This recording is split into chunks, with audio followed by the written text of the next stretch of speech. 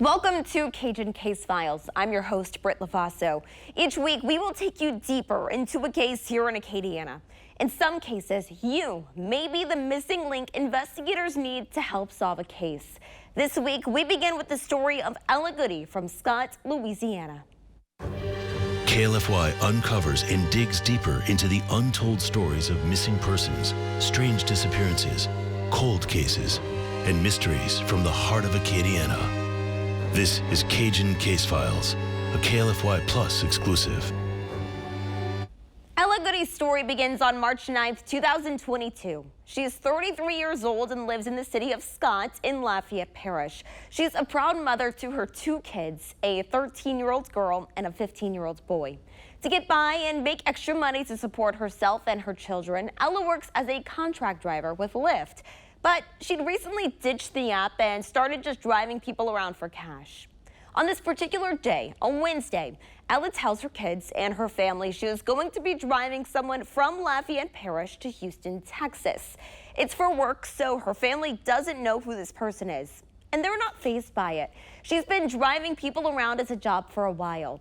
She kisses her daughter and her son goodbye, and since it's only a 3-hour drive to Houston, she tells them she'll be back by that night.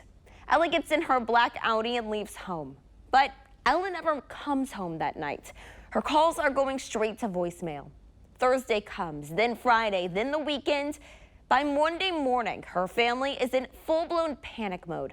On Monday, March 14th, Ella's brother heads straight to the Scott Police Department to report Ella officially missing. Scott Police get straight to work, and pretty quickly, they get a lead. Traffic cameras pick up Ella's vehicle, her little black Audi. Scott Police say it's seen on Wednesday, March 9th, the day that she told her family she was leaving to bring that passenger to Houston. Ella's vehicle is spotted on I-10 that afternoon, heading in the direction of Texas. And 12 hours later, her vehicle is seen again on I-10, this time heading back into Louisiana. But here's the thing. Ella's family says if she did make it back to Scott, she never contacted them. What you are wanting to know, I can imagine, is was Ella in her vehicle whenever it came back into Lafayette Parish? Well, we don't know. The windows on Ella's car are extremely tinted, so you cannot see inside. Here's Scott Police Chief Chad Leger. We know it's her vehicle. Due to the tinted windows, it's undetermined if she was driving or if anyone was with her at that time on March the 9th. We do have one picture where you can see one hand on a steering wheel, but it's undetermined if it's a male hand, a female hand, or if it's her or not. You can't see any faces or anything of the vehicle. Whoever's in the vehicle, I should say. So the initial thinking is, okay, maybe Ella is back in Scott. She's just laying low for a little while, maybe blowing off some steam. But Ella's family is surprised to hear from the Scott Police Chief that her vehicle was spotted again the next day on Thursday, back in Texas, this time just north of Dallas. Dallas is more than 3 hours away from Houston, where she was initially supposed to drop off that passenger. And her family says Ella never mentioned needing to drive to Dallas. Here's Chief Leger again. We have not been able to pick up on her vehicle since. So we have a gentleman that is a potential person of interest that may have some knowledge of her whereabouts or what's going on. That's still an investigation. We're not releasing that information at this time, but the investigation is still ongoing. One can only assume that person of interest is the passenger that Ella was initially supposed to drive to Houston on Wednesday, but police don't give us a name yet. 2 days after this interview with the police chief and 7 days after Ella initially left for Houston, Scott Police announced their person of interest. His name is Brandon Francisco. He's 36 years old and he's from Mansura, Louisiana, a small town about an hour north of Lafayette. Brandon is believed to be the last person in contact with Ella before she went missing. So this is probably the passenger that Ella was initially supposed to drive to Houston on March 9th. 2 days after Scott Police announced Brandon as a suspect, the FBI and the U.S. Marshal Service are brought in to help in the investigation and the search for her. While Scott Police, the FBI, and U.S. Marshals continue their investigation, Ella's family feels like they can't just sit around and do nothing, waiting and hoping for any new information, because they feel that Ella could be in danger. So they start their search of their own. Ella's family told us they pinged her cell phone, and they say her phone last pinged near the town of Iowa. We know Ella probably traveled down I-10 past Iowa to get to Texas, so that's where they search. Dozens of people help Ella's family in this search, using any tools they have at their disposal, like four-wheelers, to search broader areas. Ella has been missing for 9 days at this point, and Ella's friends and family say they feel like they're not getting much help from authorities with the boots-on-the-ground search for Ella. There's a lot of people that went missing in Lafayette, and they had way more help than we getting with Ella. They had airplanes in the sky, dogs on the ground, and they had boats in the water. We don't have nobody. Civil rights organizations and community activists from across Lafayette Parish step in. Volunteers spend hours out in the streets giving up their own time to hand out flyers. They want to make sure people see Ella's face and know she is still missing. Can you share this with people, please? Trying to find Ella. She's been missing since March the 9th. Hello, help find Miss Ella. Hey, help find Miss Ella. Sometimes it takes a village, sometimes it takes a community to protect each other. And while we may not know her personally, but she could be our daughter, she could be our sister, she could be our mother. And since this information has surfaced about her disappearance and the suspicious circumstance of her disappearance, we believe that all of us, the whole community, should be alert and aware and conscious, because who knows? No one knows who might get information. Coming up, we learn this person of interest has a dangerous past. On March 25th, 16 days after Ella first went missing, there was a break in the case. The man that Scott police announced as a person of interest is arrested, but not for any charges relating to Ella's case. 36-year-old Brandon Francisco is actually already wanted in another parish. You see, the day that Ella Goodie went missing, the day she was supposed to drop off Brandon Francisco in Houston, Brandon had a court appearance in Rapides Parish and did not show up. He was supposed to appear in front of a judge for charges of attempted murder, conspiracy to commit murder, armed robbery, unlawful use of a movable, and obstruction of justice. Instead of going to court that day, Brandon got Ella to bring him to Houston. Ella's family says Ella had no idea about Brandon's dangerous past. They say Ella knew nothing about these charges and that Brandon was supposed to be in court that morning. Regardless, this is the person Ella allowed into her vehicle on March 9th and then was never seen again. But remember, Brandon was never named a suspect in Ella Goodie's disappearance, only a person of interest. Scott police knew he must have some kind of information, but they could not find him. So on March 25th, U.S. Marshals get a tip about Brandon's whereabouts because at this point, Brandon is a wanted fugitive. The tipster tells Marshals that he's in St. Joseph, Missouri, and they were right. Marshals find Brandon's vehicle and pull him over. He resists arrest, but he can't fight back and is taken into custody. He's held in the Buchanan County Jail without bail for his charges in Rapides Parish, Louisiana. Before we get into the attempted murder, conspiracy to commit murder, and armed robbery charges that Brandon was arrested for, I want to go back even further into his criminal history. It begins in 2008, when Brandon was only 22 years old. Reports show in 2008, Brandon was charged with attempted murder. We got in touch with a woman who was friends with Brandon's victim. He broke into my girlfriend's house, stabbed her 23 times, and left her for dead. According to a newspaper article from 2008, 21-year-old Brandon was dating a 17-year-old woman named Tatiana Jacobs. But by August of 2008, they'd broken up. Around 5 a.m. on August 4th, 2008, reports say Brandon broke into her apartment in Marksville, Louisiana. Jacobs was asleep with her 2.5-year-old daughter. Police say Tatiana and her young daughter were sleeping. Brandon began stabbing Tatiana.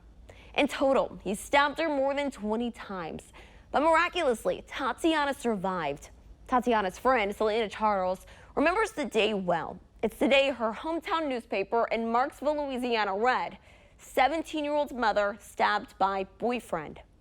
Brandon was charged with attempted second-degree murder, aggravated battery, criminal damage to property, and child desertion. Again, this was 2008. It's unclear what happened after these 2008 charges, but we know that 10 years later, Brandon Francisco was not in jail or prison. Because on December 24th, 2018, Christmas Eve, Brandon pops up on law enforcement's radar again, this time in a small town called Cheneyville in Rapides Parish. There's a shooting that puts one person in the hospital fighting for their life. Authorities say Brandon is the suspect. Court records allege the shooting was the result of some kind of drug debt. A week later, on New Year's Eve, Brandon Francisco, who is 33 years old at this point, is arrested.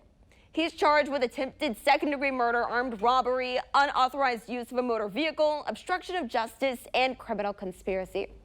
But Brandon somehow evades a long prison sentence yet again. According to KALB, a mistrial is declared after a legal dispute over evidence from one of Brandon's prior convictions. And guess what happens? The district attorney's office agrees to dismiss his charges of conspiracy to commit second-degree murder, obstruction of justice, and unauthorized use of a motor vehicle. But he was not totally off the hook. Brandon was supposed to appear in court on March 9th, 2022 for more charges relating to this case. He was still facing those charges of attempted murder and armed robbery. But that's the day he bailed on court and convinced Ella Goodie to bring him to Houston, Texas. And Ella was never seen again. So after all these charges Brandon has faced in the past, Ella's friends and family are nervous. This is the man Ella was last seen with. Right now, he's incarcerated. But in 2008, he also got a charge for carnal knowledge of a juvenile. Then 2018, I want to say, he got another attempted murder charge. And then here on March 9th, Ella comes up missing and then he's arrested. He's the last person that was seen with Ella. It's a lot of red flags. Me personally, I don't think that he should have been out at all anyway, and now this with the 2018 situation, it goes to show you that this man is a threat to society. He doesn't even need to be home. He's better off locked away. One thing investigators have not found is Ella's vehicle. We know she left Lafayette Parish in her black Audi on Friday, March 9th. We know her vehicle was spotted coming back into Louisiana that night, and we know that the next day her car is spotted just north of Dallas. But investigators never find Ella's vehicle until Friday, April 1st, nearly 2 months after she first disappeared. Her vehicle is not found in Louisiana or even in Texas. It's discovered in St. Joseph, Missouri. Keep in mind, Brandon was spotted and arrested in St. Joseph, Missouri, but he is still only a person of interest in Ella's disappearance, despite being arrested for other charges in Rapides Parish. It's unclear what led investigators to her vehicle, but we know that on April 1st, officers with the St. Joseph Police Department in Missouri find it. This development comes just a week after Brandon is arrested. Here's State Trooper Derek Senegal with Louisiana State Police. So they're going to continue to look through that whole vehicle on a more deeper level, other than just say, looking at it and confirm, yeah, that's it. Okay, what else can we see? If there's, fibers in the carpet, if there's something within the fabric on there, maybe we can get a fingerprint off of the upholstery, off the window or anything like that. So we're going to continue to go through that whole vehicle inside and out. All these things have to be put together and continue digging to figure out, what's going on, how can we piece everything together.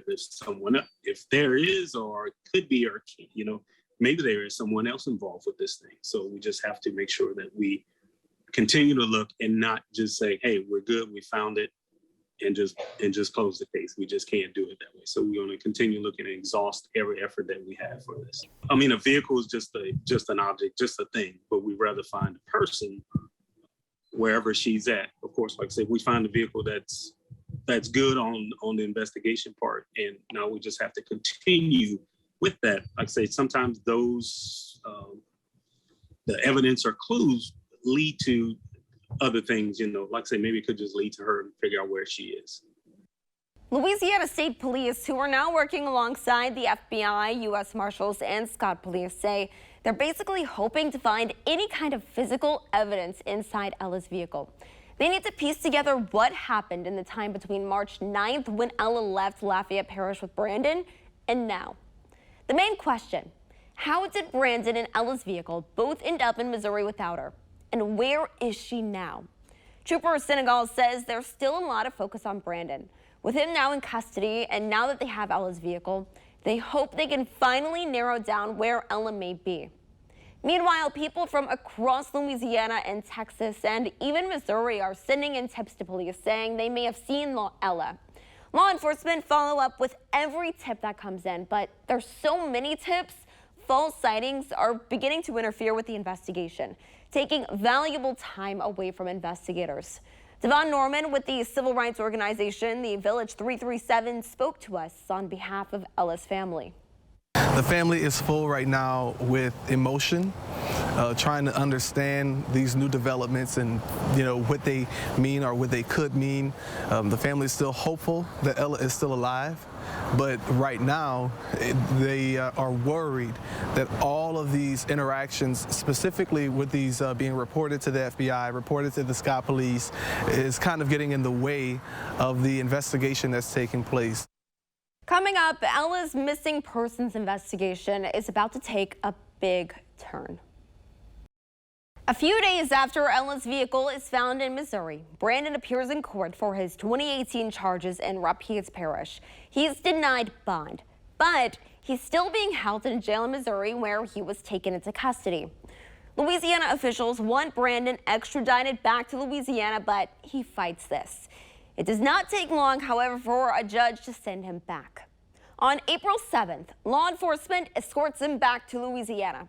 This is video of him being taken into booking at the Rapides Parish Jail. Brandon didn't say anything to reporters when he arrived back in Louisiana in handcuffs and leg shackles, even though he may hold the answer to the most important question: what happened to Ella Goodie? Here's Louisiana State Trooper Derek Senegal again.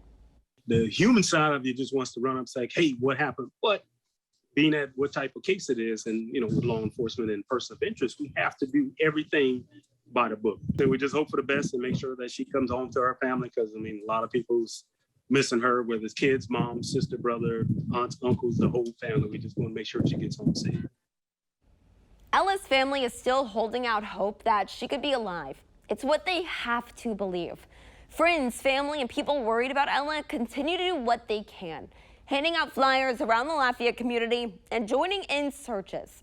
Law enforcement is also searching for any clues, boots on the ground. Trooper Derek Senegal says Iowa is where Ella's cell phone last pinged on the cell towers. Dozens of officers spend days trekking through fields, woods, and ditches in multiple locations, using blades to chop their way through debris in 90-degree heat, looking for any evidence, anything at all that could help them in their investigation to find Ella. They're searching for anything: clothing, personal items, or potentially even human remains. By April 19th, after days of searching, officials have not found anything yet, but they assure Ella's family that they are checking everywhere. This area right here is about a 50 square mile area, and within that area there are specific areas they are targeting to try to locate evidence. Meanwhile, Rapides Parish District Attorney Philip Terrell says there were 2 motions filed in Brandon's 2018 attempted murder case: a motion to revoke bonds and a motion to get the trial going, the one he skipped out on. The DA says Brandon is a dangerous person. He says they will go forward to get justice for the victim in that case, and they will do everything in their power to put him in prison. On May 3rd, 2 months after Ella disappeared, her missing persons case changes. Louisiana State Police announced they no longer think Ella could be alive. We are transitioning this actual missing person case to a homicide investigation. Whoever's involved with this, or they can try to piece together whoever's involved with the case. So there's still a lot of questions that are unanswered, and that we are trying to, or they are trying to figure out what's going on. We definitely feel for the family. They're still conducting interviews.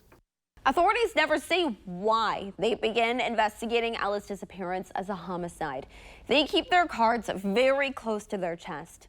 Maybe Brandon confessed to something. We don't know. What we do know is that law enforcement have not found Ella's body, and Brandon is still in custody in Rapides Parish. But he is not charged with any crimes in connection to Ella's disappearance. Trooper Senegal does say they're happy to at least have him back in Louisiana now. So now that he is here with that warrant, whatever the case may be, that they have, maybe a little bit more access to try to get to, doing questioning. All Louisiana State Police say is based on the information they have gathered during their investigation, they now believe Ella may have been killed. But Ella's friends and family are not buying that. They hold a vigil for Ella, but not to remember her legacy. They say it's a celebration that she is still here with them. They hold candles to the sky, saying the lights represent Ella's spirit. I spoke with Ella's cousins. What's her name? Ella Goodie. Say her name. Ella Goodie. I believe remembering is that, so nobody forget about her.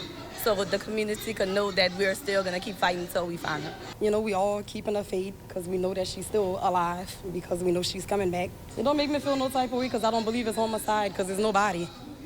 How could it be a homicide when there's nobody that's found? So, I don't believe it. I feel like she's in a dangerous situation. I think that somebody have her, against her will. But I really feel in my heart that she will be set free. They're going to have to let her go. But we know she's not dead. We know she's alive. I'm going to tell her that, we all miss you. We was missing you.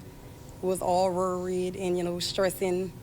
And we just happy to have her back. After the break, an entire year passes. Months come and go, and there are no new developments in Ella's case. 6 months go by since the day Ella drove Brandon to Texas, the last time anyone saw or heard from her. Her 34th birthday falls on the same week that marks 6 months to the day she disappeared. This hits Ella's family hard. They hoped she'd be at home with them celebrating. Instead, they're still left to wonder what happened to her and why she never came home. President of civil rights organization The Village 337, Devon Norman, says Ella's family just has so many unanswered questions, and he doesn't understand why they have no answers. How do you celebrate a birthday of a person you haven't seen in 6 months without them? You can't talk to them. You don't know where they are. You can't go to a headstone or a grave. You don't even know if there is one to be prepared. I think that it's apparent that when somebody who is not a person of color dies in this community or goes missing or vanishes out of nowhere and there's a person of interest, there's so much work to be done to make sure that we find out who it is and that that person is put to justice. That doesn't happen for us. I think the world would have responded differently if Ella was white. And if people had not seen her face, I wonder how much quicker they would have been ready to respond. Not only is law enforcement withholding information from the media and the public, but Ella's family say they still don't know what sparked them to investigate her disappearance as a homicide. Ella's family hoped with Brandon in custody they'd get answers soon. They were wrong. It's pretty clear that Brandon holds the answers to Ella's whereabouts. While state police tell us they cannot release any information on the case, Devon Norman questions why. And if there are answers, if he has spoken, how is it that the community does not know? It's no way. Not in 2022, not in this America. If you're in the profession of protecting and serving people, I'm not saying anybody is doing their job wrong, but maybe there's more that can be done. And I think transparency is key. If there's nothing, assure the public. March 9th, 2023 comes around. For most people, it's just a normal day. But for Ella's friends and family, it marks 1 year since she disappeared. And Ella is still nowhere to be found. On the anniversary of her disappearance, Ella's friends and family hold a memorial. Ella, anytime she was in her room, you felt her presence. That's her energy. She touched everyone that was around her. That's how much she loves you. We don't want them to think that just because it got quiet that she's not missed. She is. She has kids that love her. She has family that loves her. Her dad, her mom. We're going to continue to say her name, Ella Goodie. A few weeks after the one-year anniversary of Ella's disappearance, Ella's case is turned over to the district attorney's office in Calcasieu Parish. Why Calcasieu Parish? I'm not sure. The DA's office says they will review the file and then take it to a grand jury. Ella's family says they're glad to see some movement in the investigation. Then, crickets again. Nothing happens for another year. News 10 spoke with Ella's cousin, Jessica Goodie, on the 2-year anniversary of her disappearance. It's not easy for us to continue to go on like this. You know, we don't have a body, we don't have anything.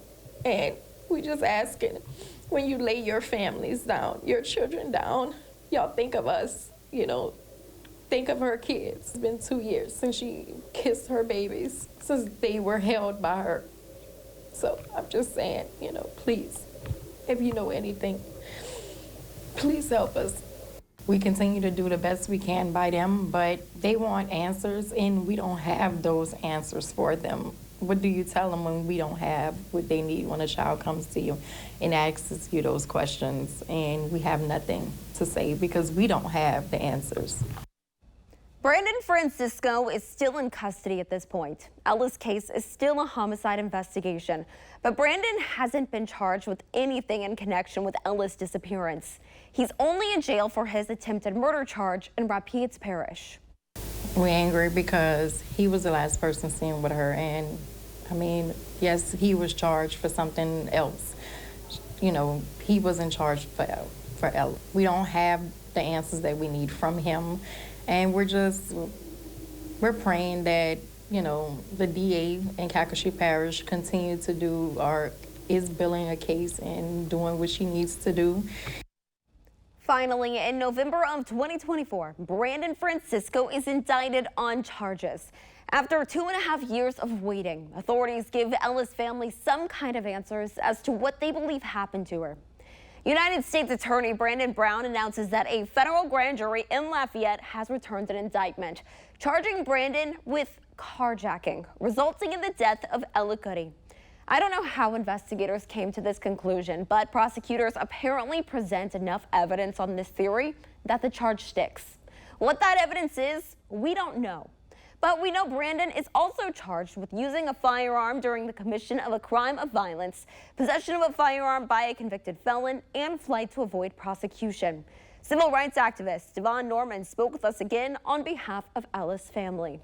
Unfortunately, we are not prepared to make a comment about the new information that you guys have received. However, we are prepared to continue to fight for Ella and with her family. And we are asking the community to continue to lift her up and her family up in your prayers as they process what this new information means for her and for them. Every time a new piece of information is shared about Ella, it does give a small sense of hope to the family that they can receive some answers that they seek. In October of 2022, Brandon Francisco did plead guilty to his attempted second-degree murder charge in Rapides Parish. He is currently serving 30 years without the benefit of probation, parole, or suspension of sentence. He is 39 years old now. He'll be 69 years old when he gets out of prison. But he has not yet been convicted of any charges relating to Ella. That is something prosecutors are working on right now, though. I started digging through all of Brandon's court documents relating to Ella's case. I learned this is a federal case, United States of America versus Brandon Jermaine Francisco. Right now, he's in the custody of U.S. Marshals. He's facing federal charges because all his alleged crimes happened across 3 states, Louisiana, Texas, and Missouri. Again, those federal charges are carjacking, using a firearm during the commission of a crime of violence, possession of a firearm by a convicted felon, and flight to avoid prosecution. An indictment filed in April of 2025 gives a little more detail into those charges. The indictment says, on or about the 9th day of March 2022, in the Western District of Louisiana, The defendant, Brandon Jermaine Francisco, with the intent to cause death and serious bodily harm, took a motor vehicle, a 2012 Audi QT 2.0T sports utility vehicle that had been transported, shipped, and received in interstate and foreign commerce from the victim, E.G., by force, violence, and intimidation, resulting in the death of E.G. So this tells us prosecutors believe Ella was killed while still in Louisiana. Remember, her phone last pinged near Iowa. She may have not even made it to Texas. Next, we have the indictment for Brandon's charge of using a firearm during the commission of a crime of violence. The indictment says on March 9th in the Western District of Louisiana, Brandon did knowingly use and discharge a firearm, specifically a 9mm handgun, during and in relation to a crime of violence, in which this case it's carjacking. Brandon's indictment for possession of a firearm by a convicted felon is fairly self-explanatory. And lastly, his indictment for flight to avoid prosecution says from March 9th to March 25th, Brandon moved and traveled on the interstate with the intent to avoid prosecution under the laws of the state of Louisiana for a crime punishable by death. Remember, Brandon was arrested on March 25th. The grand jury further found that Brandon intentionally killed Ella and intentionally inflicted serious bodily injury that resulted in her death. An indictment, however, means the grand jury found enough evidence to proceed to trial, and Brandon pleads not guilty to all of these charges. Brandon last appeared in court on April 23, 2025. That day, he waived his right to a detention hearing, which is basically a legal proceeding to determine if he should be detained in jail until his case is resolved. I don't think he had much of a choice in that matter, though, considering he's currently serving 30 years for the attempted murder in Rapides Parish. In April, his trial date was also set. Right now, Brandon is set to go to trial for his federal charges in Ella's case on October 6, 2025. I would like to know why Brandon is not charged with murder. I believe it may be because Ella's body has never been found. To this day, her family is still searching. Ella's two children are 18 and 16 years old now. They have no gravesite to visit their mom. They cannot even have a funeral. The only person that may hold the answers as to where Ella is Brandon Francisco. And right now, he claims he is not guilty of anything. Thanks for listening.